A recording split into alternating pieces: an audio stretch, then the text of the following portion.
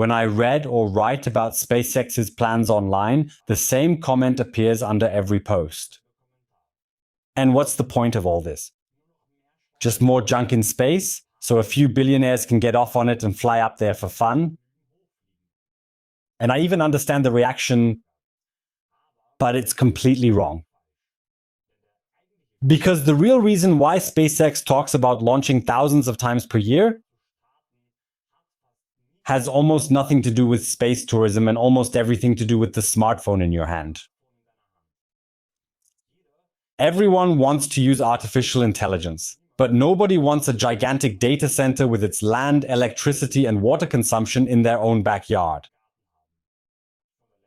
Not to mention the noise pollution. So these data centers are supposed to move to places where space, sunlight, and cooling are free. Into orbit. That's exactly the true story behind Starship, behind the biggest IPO of all time and behind an expansion that most people can't even imagine yet. My name is Serwan and this is Mars Chronicles.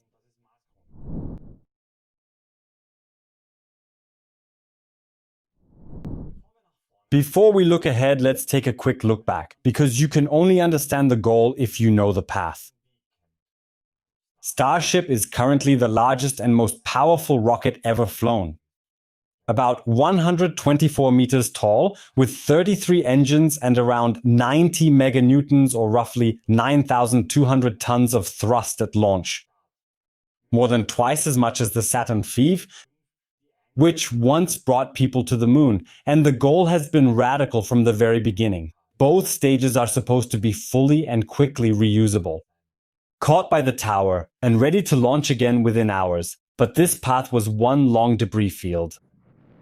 And that was even intentional. It all started in 2019 with Starhopper, a flying water tank made of stainless steel that hopped a few meters. Then came the prototypes SN8 to SN11. They returned from over 10 kilometers high and ended one after another in fireballs. Only SN15 landed cleanly in May 2021. In April 2023, the full rocket lifted off for the first time. Flight 1 spectacularly broke apart after 4 minutes, taking half the launch pad with it. For many, a disaster. For SpaceX, a data set. That's exactly their philosophy. Build fast, fly, blow up, learn, repeat. And what looks like waste, recklessness, or even negligence from the outside is actually relentless speed on the inside. And it paid off. On Flight 5 in October 2024, the moment I will never forget happened. The booster, over 70 meters tall, came back after stage separation and was caught out of the air by the two giant catching arms right at the launch tower. The tower is also known as Mechazilla. And the arms are affectionately called chopsticks. The whole test campaign was insane. Most people thought it was impossible. Before every milestone, they were ridiculed. And self-proclaimed experts, as well as actual industry experts, always knew for sure that the next milestone was unattainable. After that, things got tough again. SpaceX lost the new version, 2 of the ship 3 times in a row on flights 7, 8, and 9.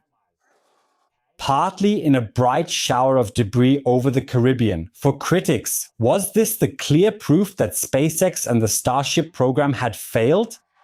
It wasn't until flights 10 and 11 in late summer and fall of 2025 that things ran smoothly again, successfully completing version 2 and bringing us up to the current status. In May 2026, Flight 12 saw the completely new version 3 fly for the first time, equipped with the more powerful Raptor 3 engines, and for the first time it launched from the second launch pad. The ship performed well and even deployed Starlink mock-ups in space. 2 of them were even equipped with cameras that showed Starship from an external perspective. However, the booster tipped over uncontrollably after separation and crashed into the Gulf at around 1,450 km/h. The US Aviation Authority (FAA) classified this as an incident and imposed a temporary launch ban until the investigation is completed. Then, at the end of July 2026, came Flight 13. A huge success. Only the booster didn't quite manage the landing burn. Everything else went like clockwork. Even real V3 Starlink satellites were deployed in space, and the Raptor relight in orbit worked. And the heat shield looked phenomenal. 13 launches, 8 successes, 5 failures, that's the honest record. A rocket that is still in the middle of development. And of all things, this rocket, which can't even reliably bring back its own booster yet, is supposed to launch thousands of times per year soon. That's not an exaggeration from me. That's SpaceX's own statement. In a release in May 2026, the company literally wrote that it's no secret they want to launch Starship very often, with the goal of thousands of flights per year, and that this frequency would require launch sites at many different locations. Thousands per year.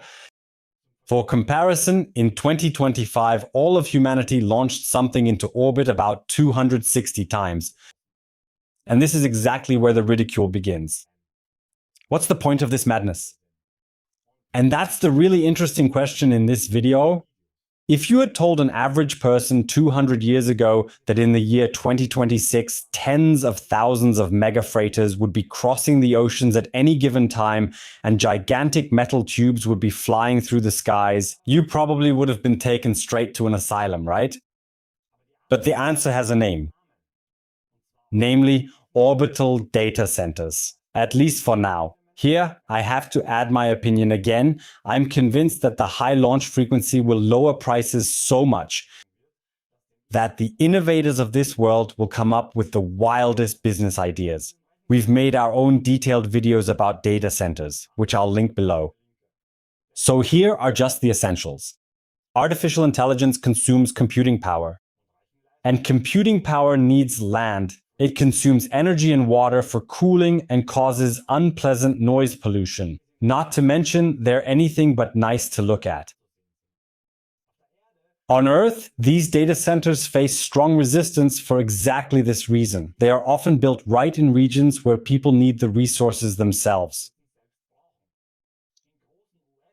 In major US markets, a new data center today waits 5 to 7 years just to get connected to the power grid. In orbit, this whole conflict disappears. There, on the right orbits, the sun shines almost continuously. A virtually unlimited free energy source. And the cold of space can be used for cooling. Without any water. The myth that cooling in space isn't possible is just that, a myth. A myth? It works differently than on Earth, where we have water and air for cooling, but it works. Namely, through radiators that emit thermal energy in the infrared range. And with low launch costs, large radiators become feasible. No land required, no neighbor disputes, no water shortages. The vision is to outsource the dirty, energy-hungry infrastructure of AI to places where it doesn't bother anyone. And that's not just a quirk pursued only by Elon Musk. It's a real race.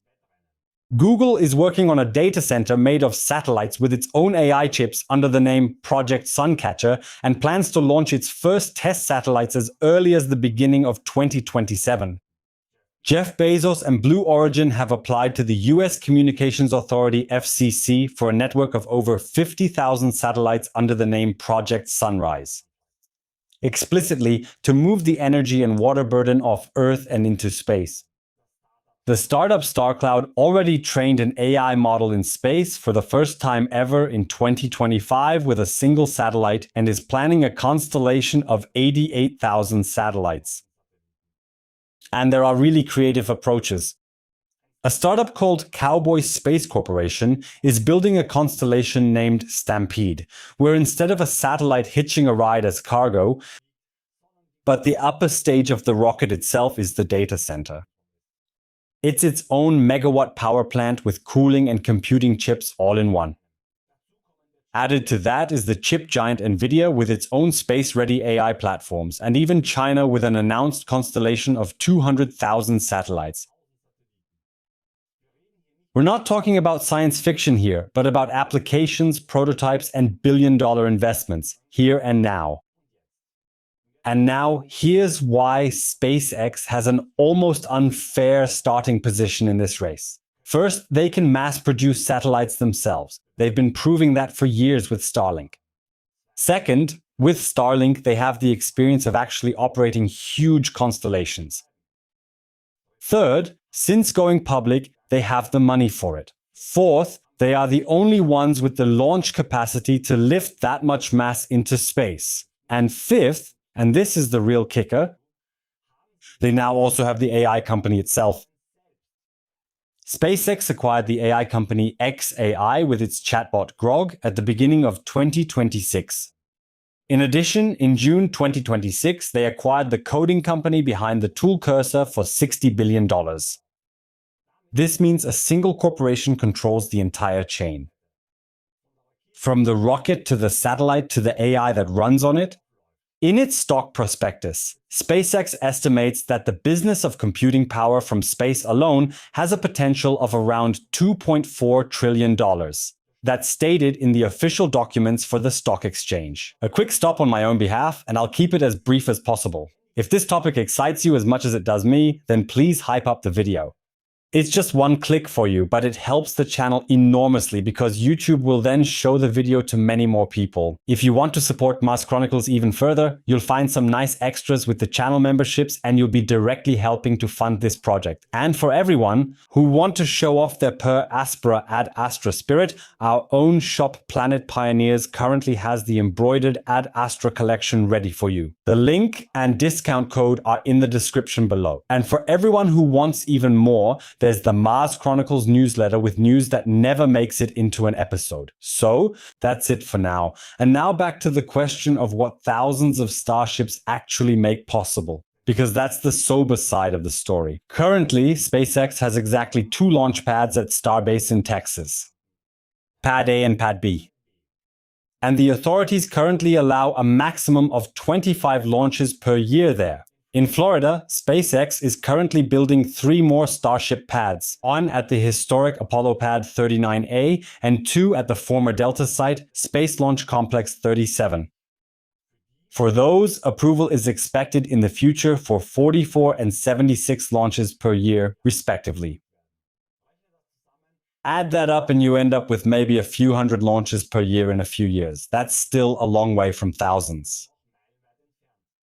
That's exactly why SpaceX is already openly looking for more launch sites, also abroad, as close to the equator as possible, because the Earth's rotation provides a free speed boost there. But export control laws for rocket technology make this legally tough. And none of this is cheap. Just for the shared infrastructure at Kennedy Space Center, like roads, electricity, and fuel lines, the NASA Inspector General identified a need for around $1 billion in June 2026, and that's just the baseline, not SpaceX's own launch pads. My honest assessment, and I want to make it clear that this is my opinion, the bottleneck is no longer the rocket, but rather the launch pad and the approval process. SpaceX can build boosters faster than authorities can grant launch windows. The path to thousands of launches is therefore less a question of technology and more a matter of concrete bureaucracy and a whole decade of patient build-out. Now to the question that's guaranteed to come up in the comments. The CO2 question. How dirty is this madness actually? A single Starship launch releases roughly 2,700 to 3,500 tons of carbon dioxide, depending on the calculation. That sounds like a lot per launch. That's roughly equivalent to the annual emissions of 500 cars. But now comes the crucial context, and that will probably surprise you. Even if Starship were to fly 1,000 times a year, that would be around 3 million tons of CO2 per year. Worldwide aviation emits over 1 billion tons. So that's more than 300 times as much. Global shipping is on a similar scale to aviation. Even with 10,000 launches per year, the rocket industry would still be at about a third of aviation. In terms of carbon dioxide alone, that's just a rounding error compared to what airplanes and container ships emit every day. Container. But it's not a pretty calculation. The real catch. Rockets release their exhaust at high altitudes, and up there, it's mainly the soot, the so-called black carbon, that causes disproportionate damage. In the stratosphere, this soot causes up to 500 times more warming than at ground level, according to some studies. And it stays there for years. There are also ozone layer effects. The good news is that Starship burns methane, which produces significantly less soot than the oil-based fuel of traditional rockets. My conclusion about the climate? In terms of sheer volume, rocket launches are small compared to aviation and shipping, even with aggressive expansion. But the impact at high altitudes is the real major issue that needs to be taken seriously and shouldn't be dismissed. And that brings us back to the IPO. Because this whole expansion is the real reason for it.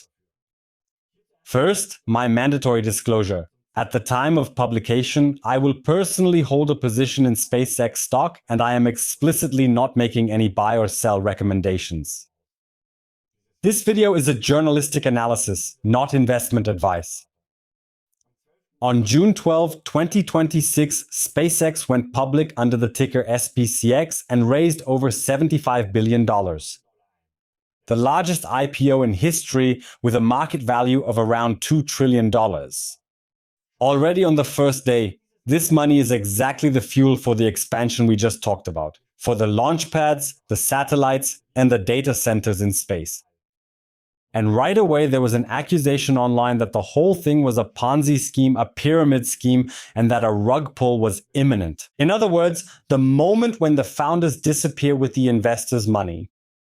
Let's take an honest look at this from both sides. The skeptics have solid points. SpaceX is operating at a loss overall. Almost $5 billion in 2025 and has an accumulated deficit of over $40 billion. That means they have accumulated that much loss since their inception. But what critics are sweeping under the rug is that SpaceX made $202.519 billion in revenue in 2025 and invested 23 billion euros in infrastructure, acquisitions, and research and development. Overvalued? Yes. Dubious company without a business model? Definitely not. The insane stock market value is largely based on an AI future that hardly makes any money today. And Elon Musk controls more than 80% of the votes through special voting rights, an enormous concentration of power. These are real risks that shouldn't be downplayed. But, and here's the difference, a whack rug pull describes a scam without a real product, mostly in the crypto sector, where there's nothing behind the facade. SpaceX is the exact opposite. Behind the facade are over 650 successful rocket launches with a success rate of over 99%. Behind that is Starlink, a highly profitable business with over 10 million customers that generated more than $11 billion in 2025 with very high margins. The trend is rising rapidly. This is the real moneymaker that finances the losses of the AI division and the construction of Starship. And this is where it gets interesting because the AI division is starting to raise money itself. Of all companies, Anthropic, the company behind the language model Claude and a direct competitor to Musk's own chatbot Grok, has committed to renting the entire computing power of one of xAI's large data centers in Mexico for around $1.25 billion per month. Shortly after, Google followed with a similar deal for around $920 million per month for additional computing capacity. Let that sink in for a moment. Two of the fiercest AI rivals are renting their computing power from the Musk Corporation. And they're doing it on a billion-dollar scale. The message to the stock market was clear. It's not just rockets and satellite internet making money here. The AI business is also becoming a real source of revenue here. And by the way, both contracts can be terminated on short notice, with only 90 days notice. which shows just how fast-moving and competitive this market is right now. So if you look honestly, you don't see an empty shell, but something real, a cash-generating industrial company that's financing an expensive, risky bet on the next level. You can consider this bet overpriced, that's legitimate.